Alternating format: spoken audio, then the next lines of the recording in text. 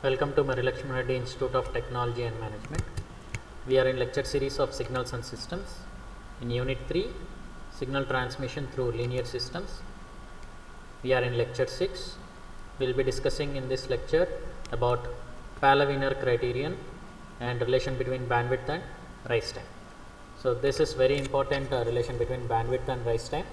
It is asked many times in the previous question papers. Okay, first let us see what is causality and Pala-Wiener criterion for physical realization. So what is this mean generally? We already know what is causality, right?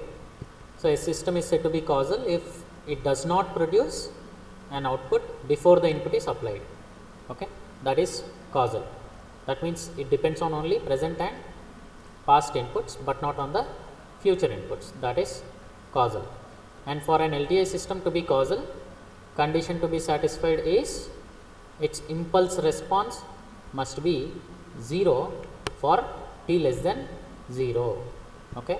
For an LTI system to be causal, the condition to be satisfied is h of t should be 0 for t less than 0.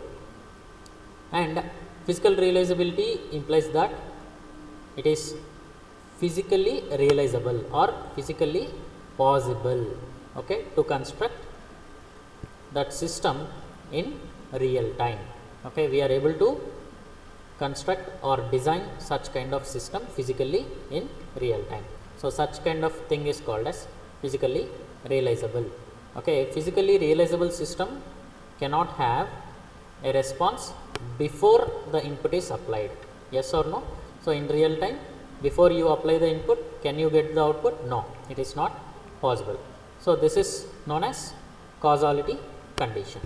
So it means, what it means that the unit impulse response h of t of a physically realizable system must be causal. That means the h of t must be causal. Okay, that is the time domain criterion of physical. This is the time domain criterion of physical realizability. That means h of t means in time domain. So in time domain it is physically realizable or not. To know that, we need to find h of t, impulse response, and if impulse response is causal, then it is physically realizable. But in frequency domain, how to check? We need to go for the magnitude function h of omega, or this is also called as transfer function. So we need to check with transfer function. So in frequency domain, this criterion implies that a necessary and sufficient condition for a magnitude function or transfer function h of omega to be physically realizable is this condition: integral minus infinity to infinity ln of log of modulus of h of omega by 1 plus omega square into d omega should be less than infinity. That means if this condition satisfies, integral minus infinity to infinity ln of h of omega modulus by 1 plus omega square d omega, if you are getting a finite value, then it is physically realizable in frequency domain. So this condition to prove physical realizability, so this condition in frequency domain is called as Pala-Wiener criterion. Okay, so the magnitude function modulus of h of omega must however be square integrable before Pala-Wiener criterion is valid. That means before you check this this condition, is it valid or not. So before that, you need to check whether the magnitude function or transfer function is square integrable or not. Okay, so this condition should be satisfied. Okay, if this condition is satisfied, then we can find the Pala-Wiener criterion, whether it is satisfying or not. Okay, a system whose magnitude function or transfer function h of omega violates the Pala-Wiener criterion. That means if this is not getting a finite value, if you are getting infinite, so such kind of system is said to be non-causal impulse response. You will be getting a non-causal impulse response. That is, response exists prior to the application of the driving function, or before you give the input, the output is obtained. Okay. So with this we can conclude, and two conclusions can be drawn from Paley-Wiener criterion are the magnitude function. First one is the magnitude function may be 0 at some discrete frequencies. Okay, may be 0 for few frequencies, but it cannot be 0 over a finite band of frequencies. That means you should have a value at finite number of band of frequencies, and it should not be 0 all the time. Okay, since why it should be having a value at least for few frequencies is this will cause the integral in the equation of Paley-Wiener criterion to become infinite. If it is 0, okay, if the band of frequencies omega is 0, then you may be getting integration of that value is infinite. So if you are getting infinite, that means that ideal filters are not physically realizable. Okay. So the second conclusion we can take is the magnitude function cannot fall off to 0 faster than a function of exponential order. That means as exponentially it cannot decrease like this. Okay. It implies that a realizable magnitude characteristic cannot have too great a total attenuation. That means it cannot go to completely 0. Okay, the attenuation cannot be completely 0. Then, so let us see what is the relation between bandwidth and rise time. Very, very important relation. So it is asked many times. So we already know the transfer function, okay, or magnitude function. H of omega is given as modulus of h of omega into e power minus j omega td, where magnitude of modulus of h of omega is magnitude and this is phase. Okay, so modulus of h of omega is 1 for modulus of omega less than omega c, low pass filter. Okay, so we are discussing about low pass filter. So for low pass filter, cutoff frequency, if we have to consider as omega c, okay, below omega c all the values should be allowed. That means it should have a value 1, magnitude should be 1, where omega c is the cutoff frequency, and h of omega becomes e power minus j omega td for minus omega c to plus omega c, as this magnitude of h of omega is becoming 1 for minus omega c to plus omega c, and it is 0 for omega greater than omega c. Okay, so the impulse response h of t.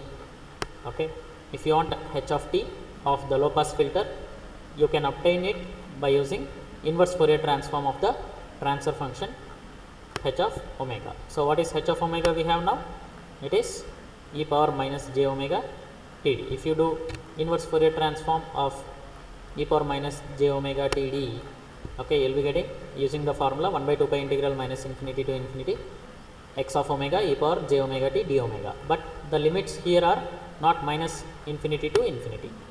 Since it is low pass filter, the cutoff frequencies are minus omega c to plus omega c into e power minus j omega td into e power j omega t d omega, and 1 by 2 pi integral minus omega c to plus omega c. When you multiply those two e power terms, you will be getting e power j omega into t minus td d omega, and apply the integration. E power theta j theta is e power j theta by j. Okay, whatever extra term other than omega you have, those terms you will be getting, because you are integrating with respect to omega. 1 by 2 pi e power j omega into t minus td by j into t minus td, except omega all other terms.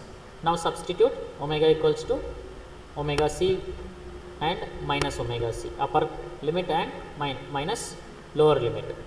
So when you substitute upper limit, it is e power j omega c into t minus td minus e power minus j omega c into t minus td for lower limit by j into t minus td.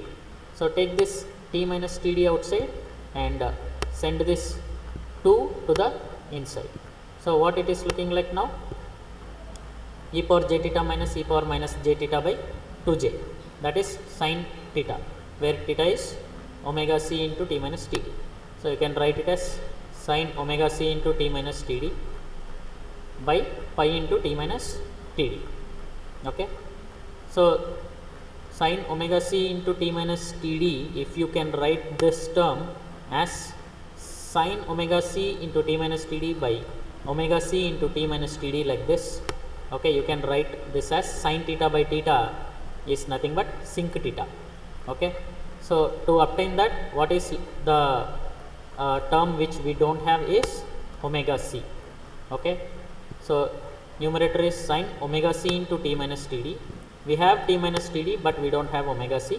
So multiply and divide with omega c, you will be getting like this. So 1 omega c by pi will be left out, and sin omega c into t minus td by omega c into t minus td is sinc omega c into t minus td. So the impulse response has a peak value at t equals to td. So we know that when t equals to td, we will be having maximum impulse response. We have already seen that, right? So let us draw that. So at t equals to td, okay, at t equals to td, we will be having maximum amplitude, and the function is, amplitude is omega c by pi. So omega c by pi is the amplitude, okay, and it is having sinc as the function. So sinc function means it should be having maximum amplitude at one point, and all other places it should be very, very small. Okay, like this sine function, almost looking like sine function. Okay,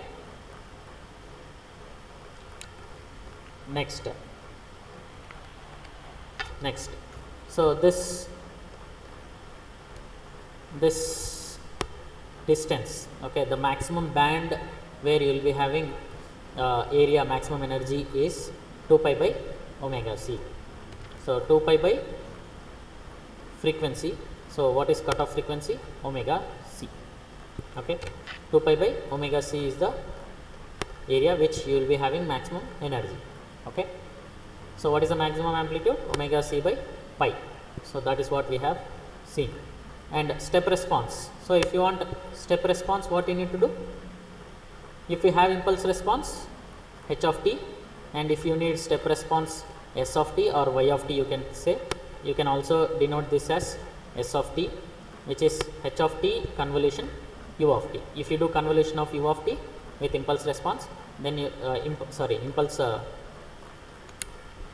response h of t, then you will be getting step response. Okay, the step response now will be integral minus infinity to t h of tau d tau. Okay, when convolution of h of t and u of t, u of t means u of t minus tau you will be taking. That means minus infinity to t will be the common area, so which we have already seen. So s of t equals to integral minus infinity to t h of tau d tau. Okay, so where h of tau, h of t we got it as this one, sinc. Okay, this is sinc, or sin omega c t minus td by omega c into t minus td. So omega c by pi into sin omega c into t minus td by omega c into t minus tau minus td. Okay, replacing t with tau. Okay, h of tau. So y of t you will be getting like this, and let us say x as omega c into tau minus td. So replace tau minus td with x. You will be getting sin x, sin omega c x by omega c x, and what will be dx? Dx will be omega c into d tau. Okay, or d tau can be written as dx by omega c. Okay, so when you replace d tau with dx by omega c, you will be getting like this, dx by omega c, sin x by x, omega c by pi. So omega c and omega c cancels. You will be left out with 1 by pi integral minus infinity to omega c into t minus td. So why it is omega c into t minus td? Actually it is for t. Okay, limit, upper limit is t. So when you substitute t in place of tau, what is x happening to be omega c into t minus td. So that will be the upper limit into sin x by x dx. Okay. So what is sin x by x is psi of x. Okay, sin x by x is psi of x into within the limits minus infinity to omega c into t minus td. So this function, this integral, okay, integral sin x by x or integral sinc x is psi of x. So psi of x within the limits minus infinity to omega c into t minus td. Okay, where psi is the sine integral function, Okay, so there are few properties of this sine integral function, that is psi of x is an odd function. So that means si of x minus x will be minus si of x, and si of 0 will be 0, and si of infinity is plus pi by 2, and si of minus infinity is minus pi by 2. Okay. So these properties are very important, you need to remember. So the step response can be expressed as y of t equals to 1 by pi psi of omega c into t minus td minus psi of minus infinity, upper limit minus lower limit. So psi of omega c into t minus td, we cannot do anything, we don't know that. So psi of minus infinity is minus pi by 2, so minus into minus becomes plus. Okay, so here we already have a minus, and we will be getting psi of minus infinity as minus pi by 2, so which is becoming plus pi by 2. So if omega c is tending to infinity, then the response, okay, becomes like this. So omega c is tending to infinity means it becomes to be 1 by pi into psi of infinity. Okay, so 1 by pi into this term and 1 by pi into this term. 1 by pi into this term is pi cancels, 1 by 2 will be left out, that is this one, and 1 by pi into psi of infinity. Psi of infinity is pi by 2, so pi by 2 when you substitute, you will be getting 1 by 2 again, 1 by 2 plus 1 by 2 is 1. Okay. If omega c is tending to minus infinity, okay, if omega c is tending to minus infinity, this term becomes psi of minus infinity. Psi of minus infinity is minus pi by 2, pi cancels, you will be left out with 1 by 2 minus 1 by 2, which is 0. Okay. So you can observe here, so it is tending to 0 at omega c tends to minus infinity, and omega c tends to infinity, it is becoming 1. Okay. So you can see here, so as omega c is tending to infinity, the maximum value it is taking is 1, okay, psi of theta, and whereas for minus infinity it is becoming 0. Okay. So when you take y of t as derivation of y of t, okay, dy of t by dt at t equals to td. Why we need to take t equals to td? There we will be getting maximum amplitude.